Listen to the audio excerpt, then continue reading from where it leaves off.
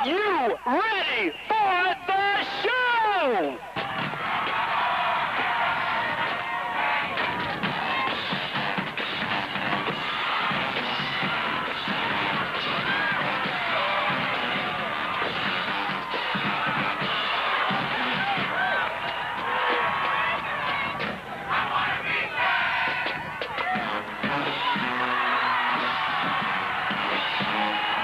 The whole Tennessee State experience when I was here is something that has made me into the kind of person I am. Very upstanding, very quality-oriented. I've gained a lot of self-esteem being here. Things were tough, but the pride and the dedication and the love of the teachers as well as the band directors here just made me want to be the best I could be, and it's caused me to go back and start teaching and hopefully pass on the same thing to the next generation.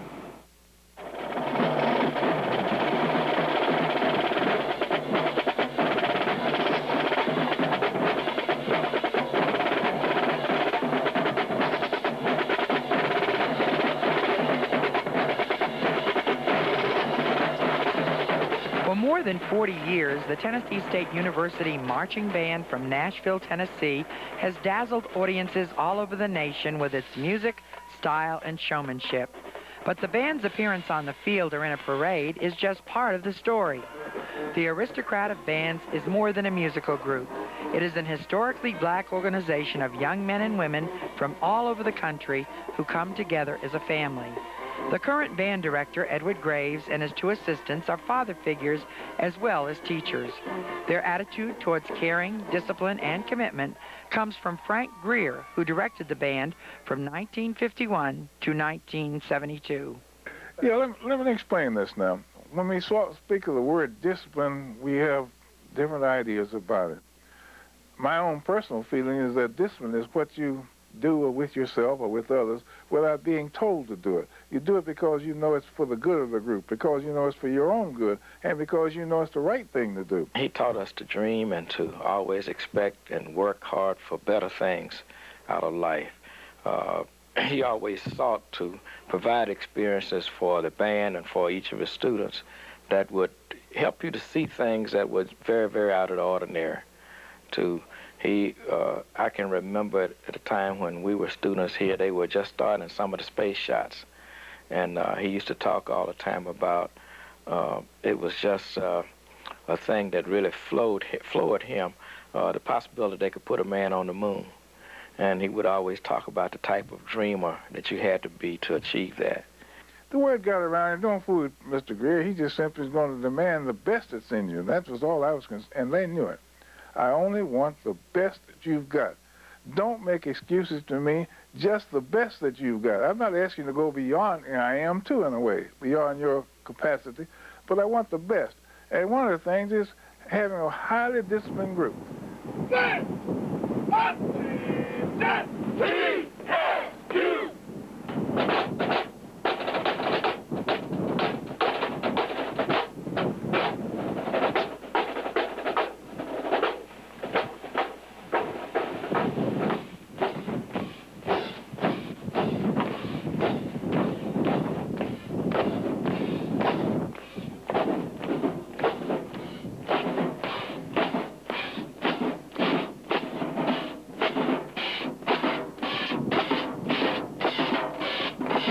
There were some rules that we had unwritten rules. For example, we operate on the honor system.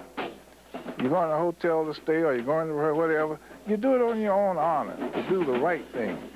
And because I was the chief executioner, if you didn't come to practice, you just got kicked out or you got talked about so badly that you wish you had quit the band, you see. Just being there for them for the right reason is just a plus for us to be able to do that, you know. And we get students that would thank you for it, and we know when we're stepping on their toes, there's some things that they want to talk to you about, and then there's some things that we know they got to grow to understand. So you stay out of the way on that, you know. But we don't meddle into that business, but if they feel they can talk to you about something, certainly they will approach you, and we're there for them. this is the making of a good family, because we know how to make mistakes in front of each other and learn from those mistakes, and just keep everything positive. So it is a family, you know.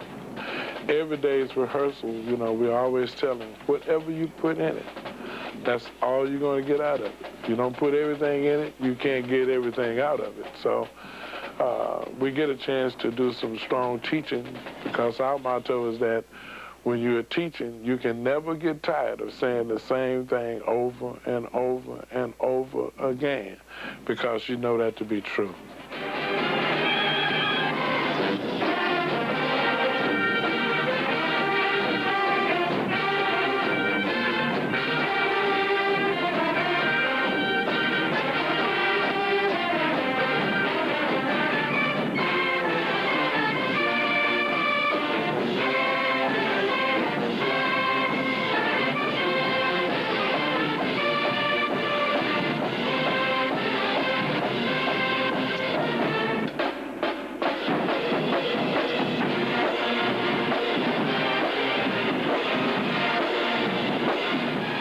Besides the musical aspect of the band, I guess the most exciting thing to me is here at Tennessee State, some of the things that we're being taught outside music, as far as how to, in other words, be a man, the different lectures that we get as far as Prof. Graves, Professor Kurt, and Professor Davis. It's a whole, you know, it's a type of learning experience outside of music that makes it so great. You just learn how to deal with other people. You have to be a follower sometimes, and then sometimes you have to put forth the leadership role also. And you learn a lot being in the band, because you learn about the different majors. You meet people, and then going places, how to act. And then it's basically a maturity thing. You mature from your freshman year on up. You basically mature every day. I was disciplined before I got in the band, but it was enhanced, shall I say, to a high degree. Being late, the things that came, you know, the consequences that came from being late. And that goes back to what I was saying, the things that Prof. Graves teach us besides music, as far as how to function outside of the band, being a man, being on time, being responsible. So, you know, I have learned all of that to a high degree, which has enhanced my discipline. We try to insist on them maintaining a certain grade point average. We're always insisting on them going to class. These are the things that their parents sent them here for. And all of the directors have children college age, so we're hoping that somebody's giving the same kind of ideas to our children that we're trying to give to somebody else's children. And, you know, sometimes we get a little rough. But, you know, it works out. You know, they eventually come around and see what we're talking about. There's wisdom in age. I had a young man tell me, he said, you know, Mr. Greer, I hated you guys, but you were the only one that loved me enough to tell me what was wrong. What you told me the truth about it. Students today are crying for somebody to say, look, don't do that. I don't believe you should do that. They may not listen to you, but they want somebody to prove that they love them enough to tell them what is right and wrong. I still believe this. I believe that Graves may have this, and you talk with his band is so well disciplined. He's going to tell them what is right or wrong. He's not going to argue with them. He's not going to threaten them, but they're looking up to somebody. That's the way a person knows you love them. Your children learn that you love them, because if you don't discipline, they're not going to do anything because they know you don't give a darn, don't they? But when you speak up and say, son, I won't permit this in my house, be called and give them a reason. They still may break the rule, but they know you love them. Now, Graves has got, I'll bet you his group is as disciplined as mine was, because he came up under that system where you had the students understand what was right and wrong, and you made demands of. Today, I think, and I'm philosophizing here now, but today, too often students are their own masters. They don't care. They don't think anybody cares. They don't think the professors care. Many of the professors are so busy in research, and so they don't have time to talk to students, or don't talk to them, and they feel like they're just drifting. Nobody cares how they dress, how they look, what they say. But they're crying for somebody like Graves and Kirk and them. Students, I think, want discipline, and they're willing to accept it as long as they realize that you're doing it for their benefit and that you actually care about them. They demand discipline. 99% of my students go to college. Even if they're not in the band in college, they still go to college. They understand the importance of education.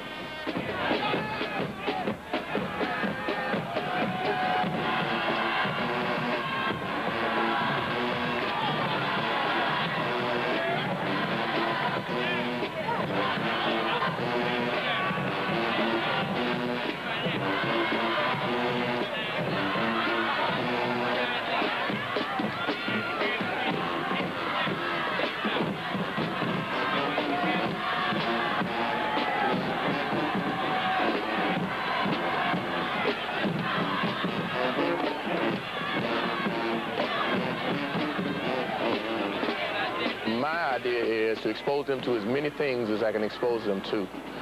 Cities, bands, states. Try to give them some of the same kind of experiences I had in the band here. How did you decide on the style of the marching? I mean, it's a unique style. Two things. The University of Michigan was a model for most of us back in those days. Its marching band under Bill Valley. My first assistant director at Tennessee State was a graduate of Michigan.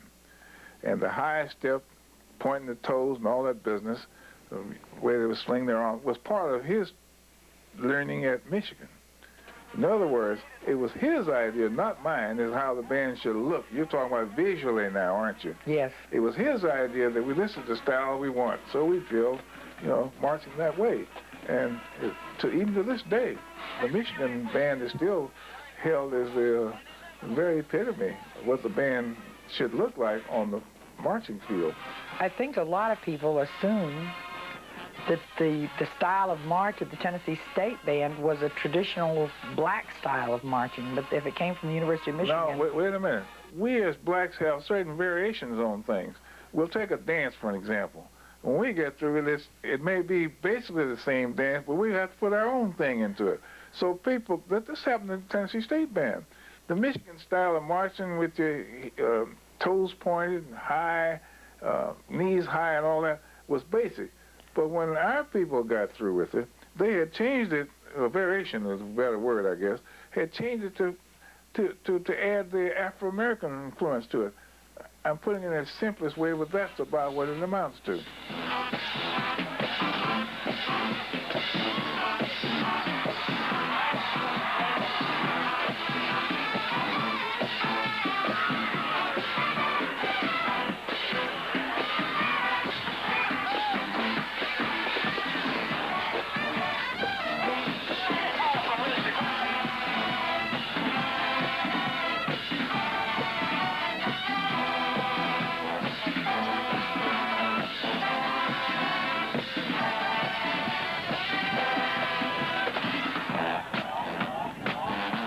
You do have students from all over the country in the band. Yes, from Detroit, Chicago, Miami, Texas, Washington, New Orleans, you name it, North Carolina, Arkansas, just a good cross-section of kids, California. So we're well represented, and when you get all of these different kids together with what's happening in their hometowns and in their high school bands, it brings about a good camaraderie of kids. It's hard to explain. It's just, you just have a natural love, even if you're not in the band anymore. Even alumni, they're constantly coming back every year for homecoming, things like that. And now, since I'm an alumni and I'm still here, a part of the band, it's just amazing to see how the love is still there with other people and people in the community. It's hard to describe, really. And it's just like a big family. I mean, everybody knows everybody. It's everything about the band is indescribable. Just seeing the people's reactions to a performance is amazing. Field maneuvers for a show band are all the executions that you see the band doing. All the movements are designed from the sideline all the way to sideline, or I should say from entrance to closing of a show. It must be very difficult sometimes to orchestrate or to bring that about with as many people as you have in the Tennessee State Marching Band. Yes, but the computer helps, the pen, and a lot of preparation, early preparation during the summer. I spend hours going through to find themes and ideas, and then we bring them in at the beginning of the year, and we talk about them and then come up with what is the best idea we think we'd like to give to the kids for the year. In executing the performances, of course, you try to stay current, right? Yes, we stay as current as possible. Most of our currentness is through the music. We try to play some of the new music, but we also try to play a good combination of a lot of different styles of music. Here at Tennessee State, we've been very fortunate to have a good library. The Tennessee State Band through history has had good arrangers and good composers working with the band, and they've left a wealth of music. So we're trying to play as much of that music as possible because it gives the kids a chance to play something besides what they hear on the radio all the time. We know all the other bands are going to do that, and a lot of times we don't want to sound like they sound, so we'll go back and grab some of the older compositions. Well, I'd like to feel what we do is unique. It has our own individuality to it, our signature. When you see us, you know you're seeing Tennessee State as opposed to Jackson State or Southern University or Florida A&M.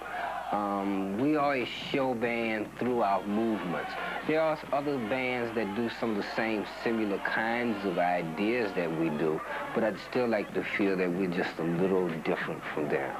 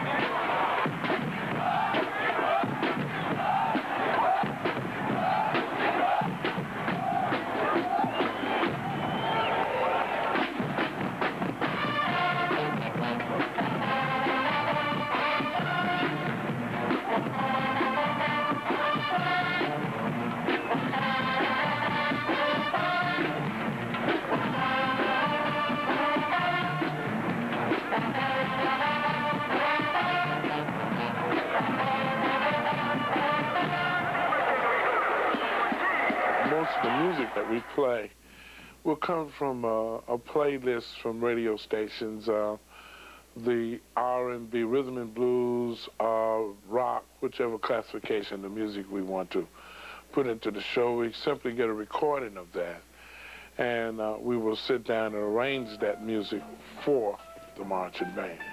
We try to stick with doing a variety of music, some old standards, when you say just good music, music that people have heard through the years, music that won Grammy Awards, and so forth. Music from all categories, from classical to rock to funk.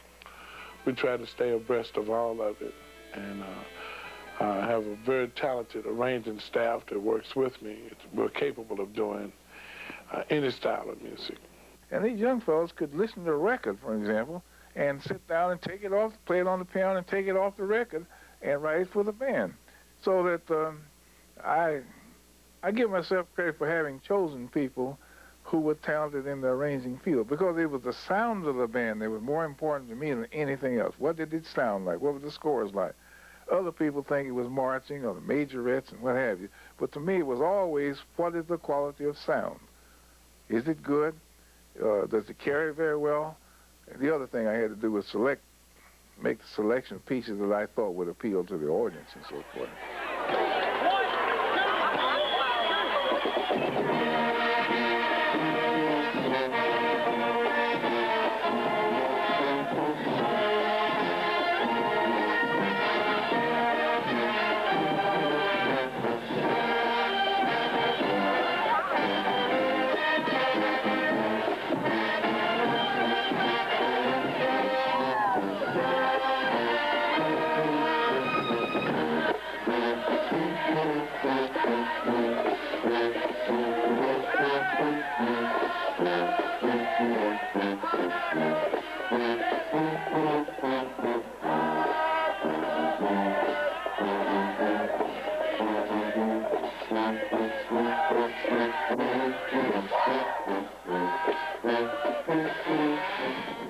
Are you responsible for I'm So Glad I Go to TSU?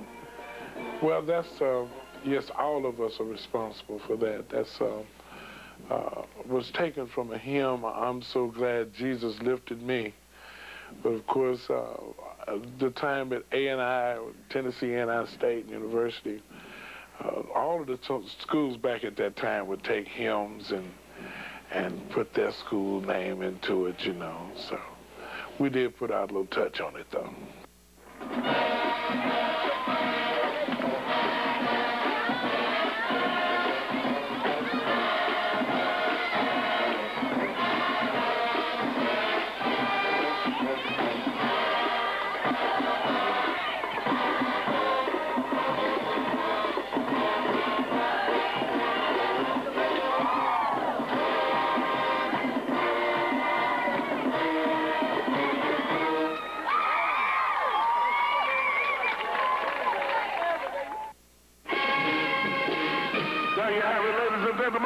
The Tennessee State University Aristocrat of Bands.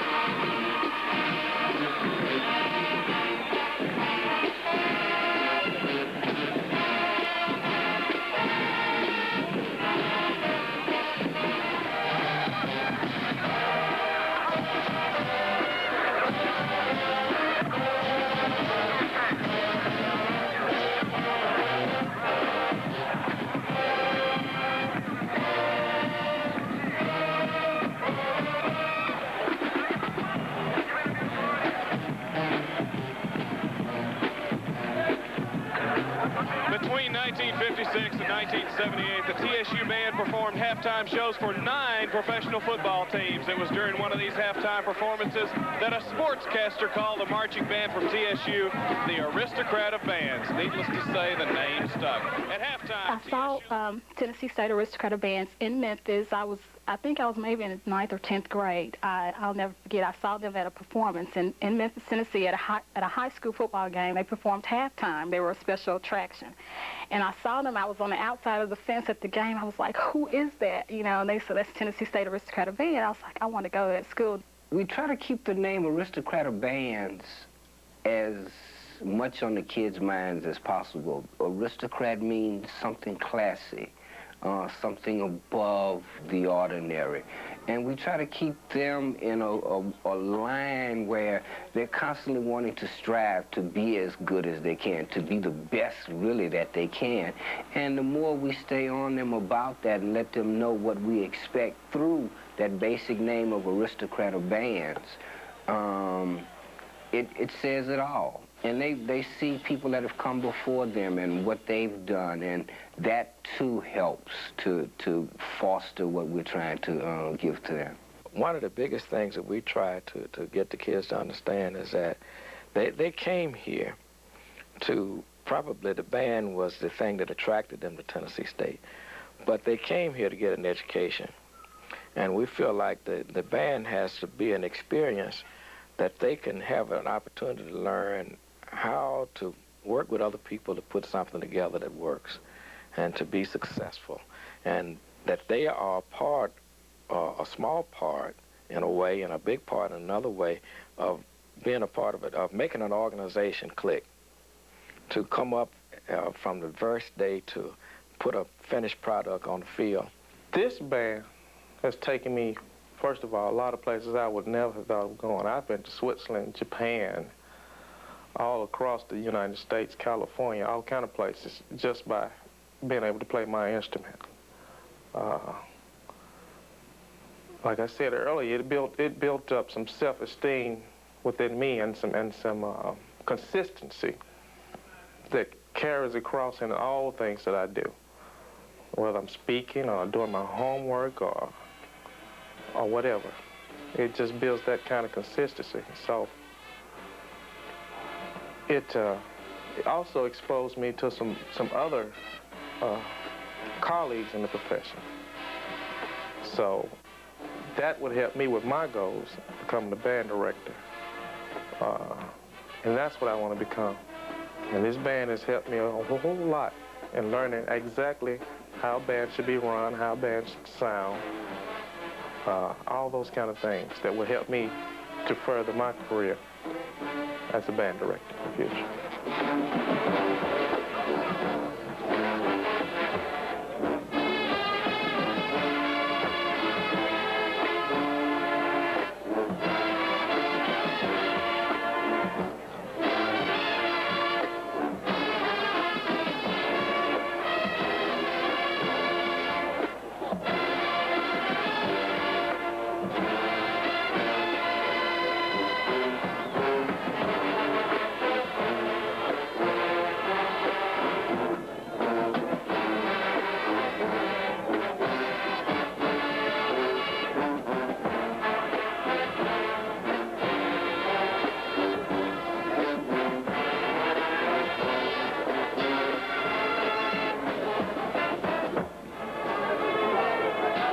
I was somewhat prejudiced in those days.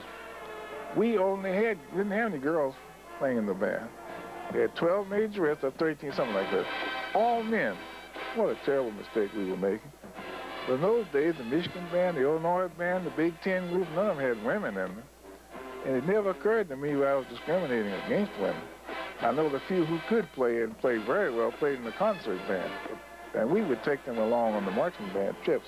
But they didn't play, they were all men. I didn't want to have any majorettes, and I had a military attitude about it. I went to the president and I said, I'm going to have an all-male band. And he sat there courteously and listened to me. No girls. When I got through with my spiel and all, he said, well, thank you, Mr. Greer, but you'll keep the majorettes in the band. It was that simple. I want you to keep the majorettes in the band. He felt that show business depended a great deal on those girls that could twirl the batons. But I fixed him, too. I kept majorettes, but I decided I want to have nothing but pretty girls in this band. I don't have anybody looking like me in the band, you know. So I'd pick out of 100 girls coming for tryouts, I'd pick out a certain group and send them over to the lady who trained them. I said, Miss Gentry, you take these girls. She said, Greer, some of them can't dance, blah, blah, blah, blah, blah. I said, it doesn't make a difference. Choose anyone, because all of them are pretty girls. And incidentally, when we played in Chicago, Newsweek and Jet and all those magazines were taking pictures of whom? Not of the band, majorettes. These girls were girly type thing. So they were credit that the bandsmen resented it, incidentally.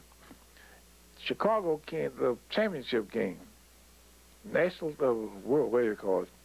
Super Bowl, and those, it wasn't called Super Bowl, but that cold day, our kids were so cold and shivering and in such bad shape. I said to Ben Butler, one of my assistants, I said, Ben, I don't think they can go. He said, Perf, it's looking awfully bad. But at the halftime, I called them together and they kneeled down, and I said, Ben, these kids can't face this cold air. And almost a miracle happened. I'll never forget it. Those 13 girls took off those capes and that freezing air and stood there and said, let's go. And that was the miracle. Every man stood up. We proceeded to play Bach. Every man, hadn't been for those girls standing in that cold air, taking off those capes, they couldn't have done it. There wasn't enough here. I couldn't have made them do it. But they saw those girls. It touches me even to the day. I saw it. A miracle happened. They saw those girls take off those capes and stood in that zero weather. Let's go, Mr. Greer.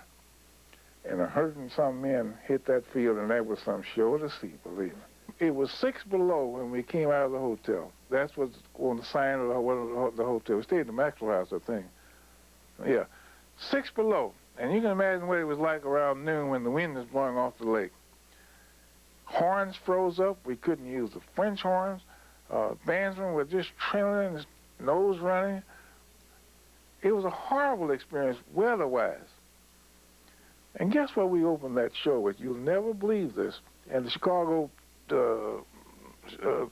Tribune the next day, the sports writers made a big deal of it. We opened that show with the Bach to Colin Fugue. Now imagine, here's 100 and some black kids playing Bach at a football game where there's ice and snow. First place, Bach doesn't really belong in the football. But when we got through with it, and it wasn't jazz there, it was a part of the original score. We decided to let these people know we know something other than boogie woogie or what have you. The crowd just stood up and exploded.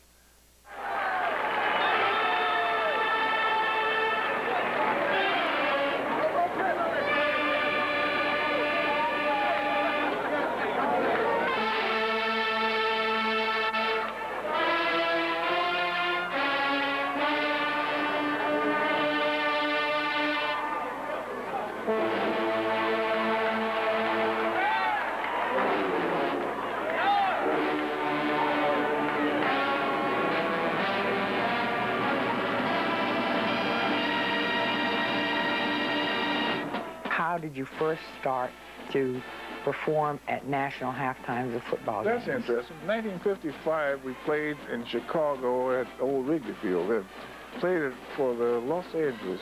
Now, I didn't have this idea. The alumni and the Bears were looking for, well, in the first place, no black groups, completely black groups, had ever played on national television. Because in those days, CBS and NBC both carried the games. And they carried the games across this country into the Far East and so forth. Our alumni people got busy with the George House, the owner of the Bears, and others and that. A lot of this I don't really know for sure. But we were invited to come out there, come and play for the Bears. And it went well, which opened the doors.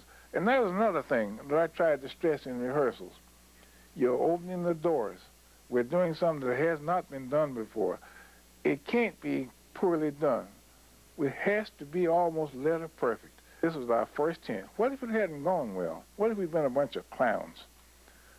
Everybody, the alumni would have been ashamed of us. Everybody was.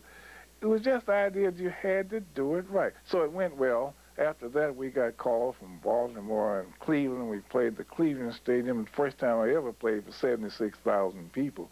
That was back in 1957, somewhere back in there, which is still an enormous crowd, you see.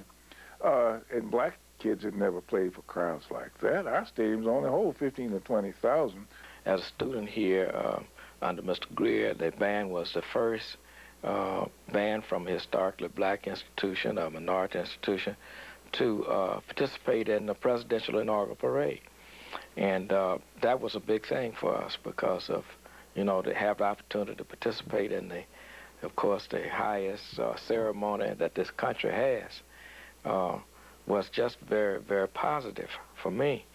And here, since we've been here, we've been able to do the same type of thing with where we went to President Clinton's inauguration. And of course, that was brought back great memories for me. Just imagining myself being a part of the inaugural parade of President Clinton and the trips to Cincinnati performing in the NFL halftime and the Memphis in May Tattoo Festival, some things that I probably would never come across. So it has been a great experience for me. And I would like to share that everywhere I go, tell everybody about them. When you have cities like Chicago, even Atlanta, as far as the black community is concerned, the kids rarely see something positive besides athletics, in other words, some things that is on the television. And to see some of your own kind that are doing some of the things that you may thought wasn't, like we used to say when I was growing up in the projects, I still stay in the projects. We used to thought it was feminine like to be in a band until my mother made me be a part of the band. I played athletics as well. But once I learned the history of the band and how bands formed and was created, I mean, that was an inspiration to me. So for young kids to see their own kind doing something like that, maybe that encouraged them to, you know, get off the streets or, you know, something positive for them. Our students have an opportunity to exhibit what they do for others that necessarily sometimes are less fortunate, and that they can see in that particular situation that was one of the largest projects in Chicago. Well, it was the largest project in Chicago, and I understand from the people there, it was the first time that some of those kids, all of the kids, had seen a college band in uniform, and they were there. And we took pictures with some of them, and they were there during the rehearsal and whatnot, and we just opened it up for them. And it was very good for our students also to see that people on a level like that could appreciate what they were doing. And some of them have come from situations like that themselves. So it's important for them to see that they are being appreciated and how important what they do can be in terms of steering somebody else to want to go to college and be a part of something like a band. We do a lot of different things for, you know, young children that they love what we do. And many of them, they ask for autographs and things like that, and they want to be in a band too. Even students that are not participating in a program where they are, they want to get in a band.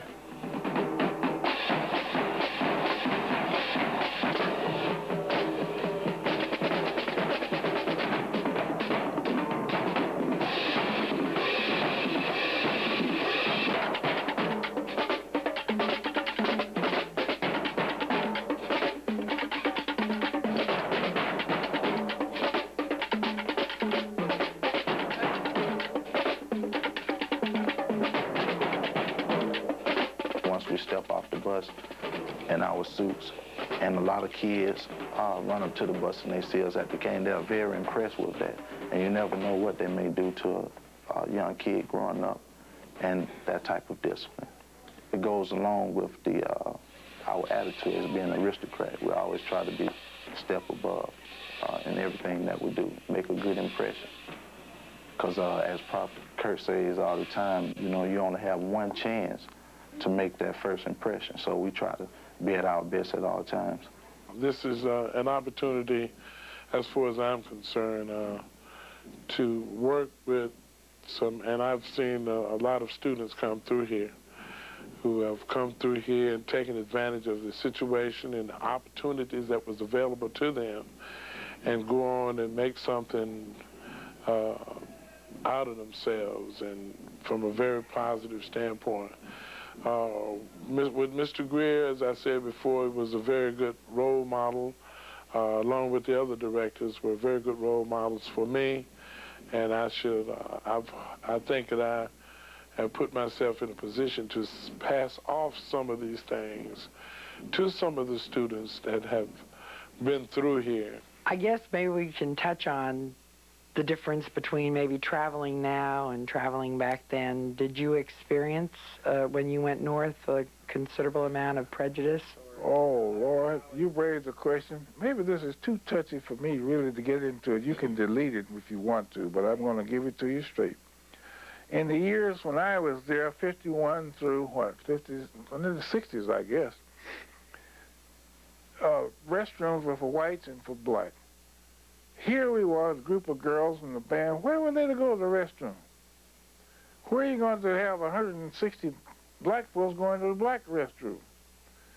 What did we have to do? We had to stop the buses very often. The girls would go to the back, and the boys would go to the front, in the woods or something. There's just no place to go. What happened to us was unbelievable. Where are we going to eat? No restaurants to go to that can handle that kind of crowd. So we had to work out our schedule so that we stopped off at other colleges along the way. Going to Florida, we'd stop in Atlanta at one of the colleges and eat. Going north, we stopped at Virginia State, or you name Knoxville College or something. We would stop. In those days, now you can go anywhere you want. You asked about the difference. The difference, even the restrooms in the depot, bus station. The buses would pull in the Greyhound or something. You still had segregated water fountains and all. Unbelievable what they did. Not what our kids did, but the cultural situation. And this was always embarrassing because students were asking even in those early on. They would say, why do we have to put up with this? Why is it this way? My own daughter would ask that question. Why? And you don't have any plausible answer. You have to just tell them this is the way it is. It's wrong, but someday you had hope. Someday it will change. And when this change does happen, we'll take our place because we're prepared to take our place. These were legal things in some states, weren't they? They were things by law. Tennessee had that sort of thing. You know, if you're old enough, you know what I'm talking about. So you said, what was it like in those days? Traveling was one of the worst and most dismal experiences we could have had. Today, things have changed. Thank God they've changed. So most places that you go now today, you're cordially welcomed, and or do you experience some prejudice now and then? No? No. One thing, we prepare for that because, first of all, I think that when you go out traveling with 4 or 5 bus loads of college students, if they are not properly geared in a direction, that experience could be very negative. You know, that could be a mob if it's out of control.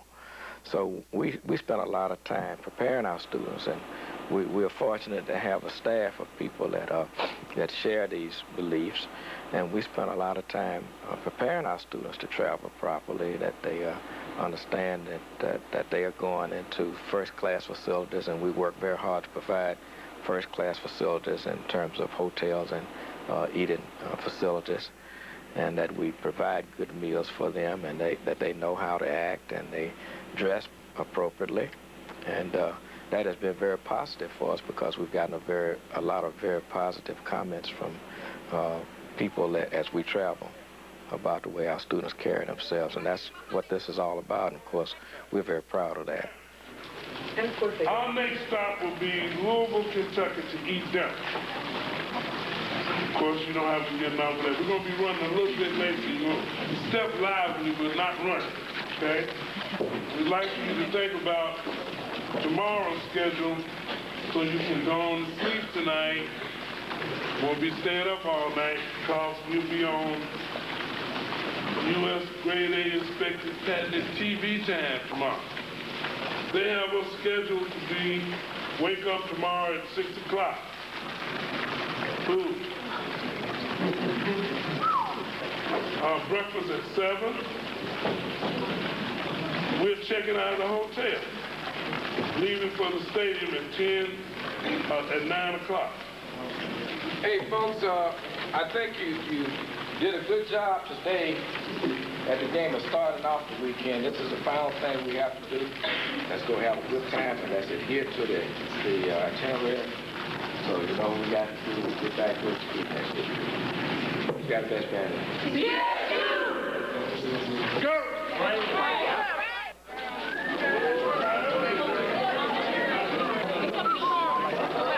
Where's that trash receptacle?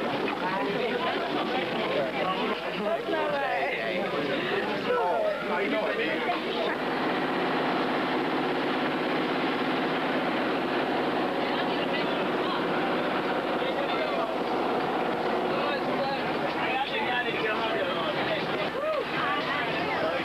I do get paid for this. Rhonda?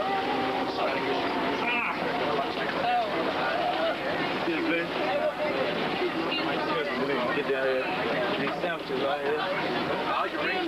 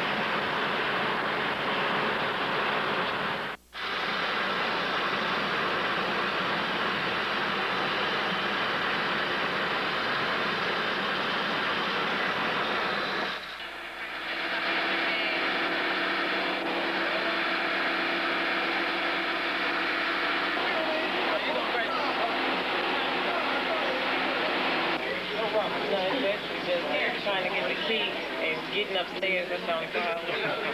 Once I get the key, then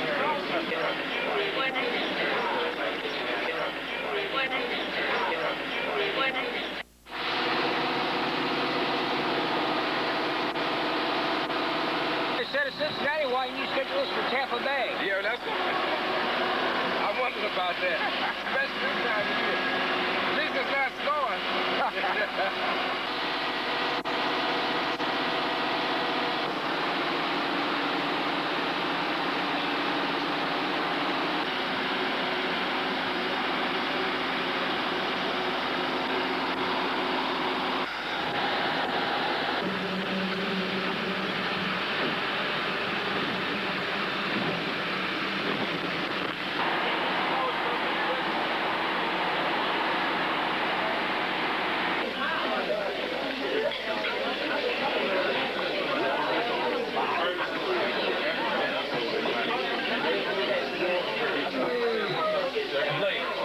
We got to be conscious of time, folks, so we can't have no slow tempos. Okay, we got to find a place to practice now.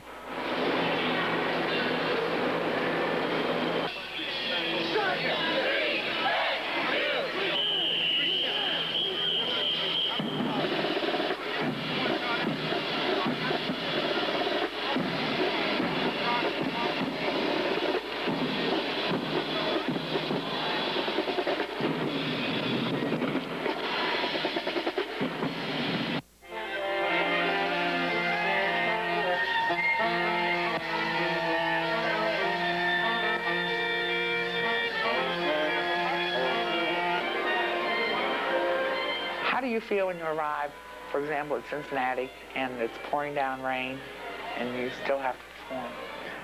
The show must go on.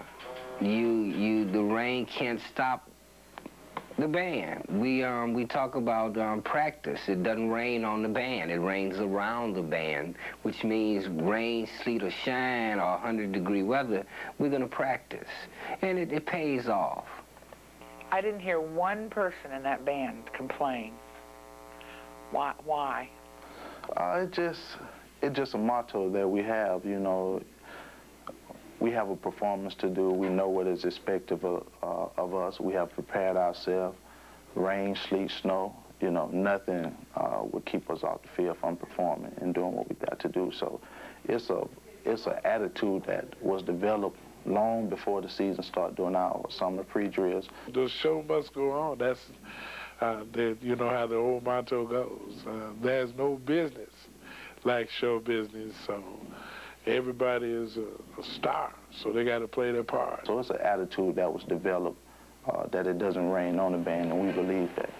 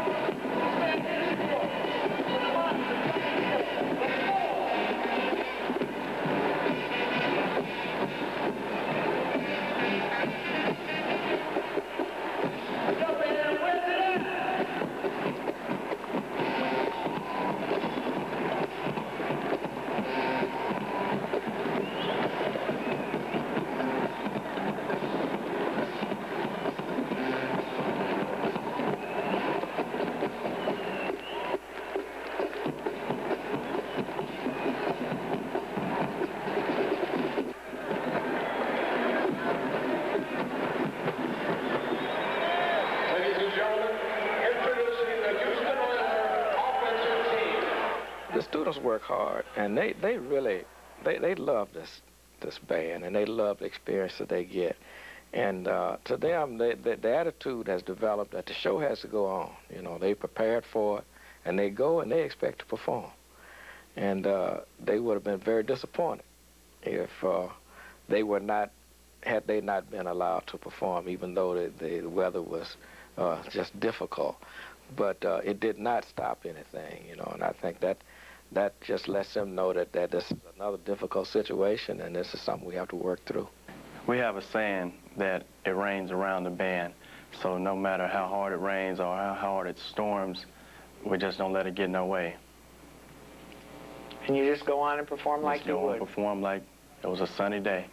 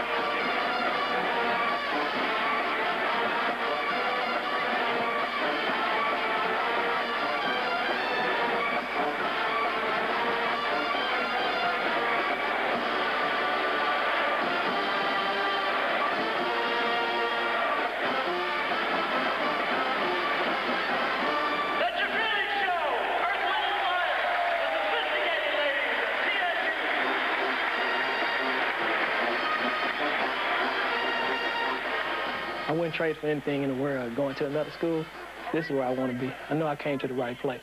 I like entertaining, and I like spreading the name of Tennessee State, you know, to different places besides Nashville. The places we go and the people that we perform for help us to get an idea of what it's like actually out there and in the real world. People that have been in the band for 4 years seem to tend to become successful. Yeah, because they've got that stick-to-itiveness, as well as if they've been in the band for 4 years, that means they're gonna graduate, and 9 times out of 10, somebody's been talking to them about what they should be doing in the next 5 to 10 years. So if they stay around long enough, we have enough time to be able to touch them. Most of the boys are doing well. The young women are doing well. And I'm glad to hear from Christmas time. I get cards from them. And I look back with pride. It was a worthwhile life. Tennessee State Band, that's my life. I was very fortunate to be able to be a part of the band as a student here at Tennessee State in the early 60s. And those experiences were so positive for me in terms of helping me to chart a direction for myself. It gave me all of the discipline that I needed to be successful in my college education in terms of meeting all my goals with the classes that I had to do. And of course, I was a music major here. And again, the experience was such a positive one. It just gave me the direction to want to be a band director myself and to continue that experience and try to share some of these opportunities with some students in the same manner which it had affected me. They are outstanding group, and it's called the Aristocrat of bands, and they are truly aristocrats in every sense of the word. People still love the band, so, and I think it's something that never die as far as the tradition of TSU Aristocrat of band.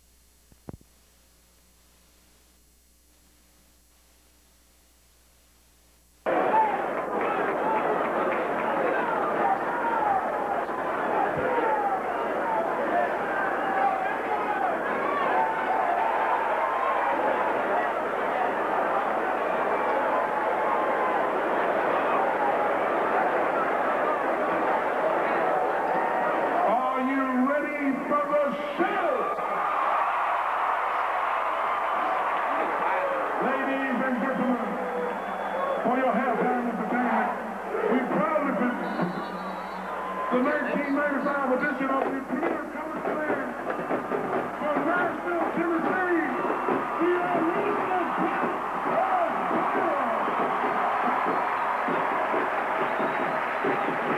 The band is under the direction of Edward James, associate director Benjamin Kirk, assisted by Thomas L. Davis and James Dean Smith.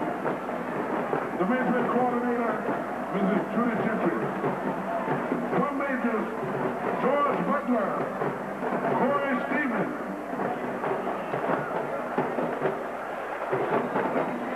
Our theme this evening, no business like show business.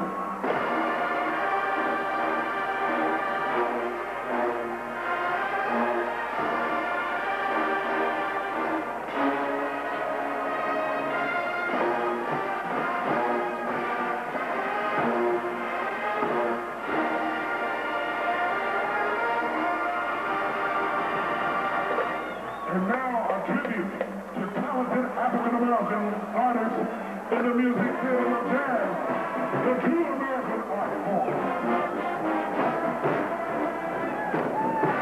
Our first, the classic divine diva, Miss Sarah Vaughan.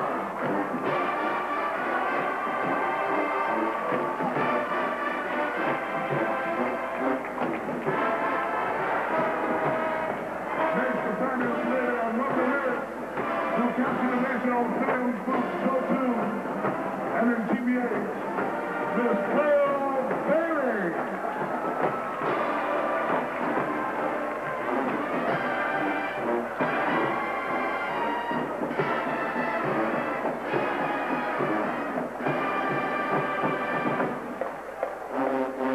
And now, the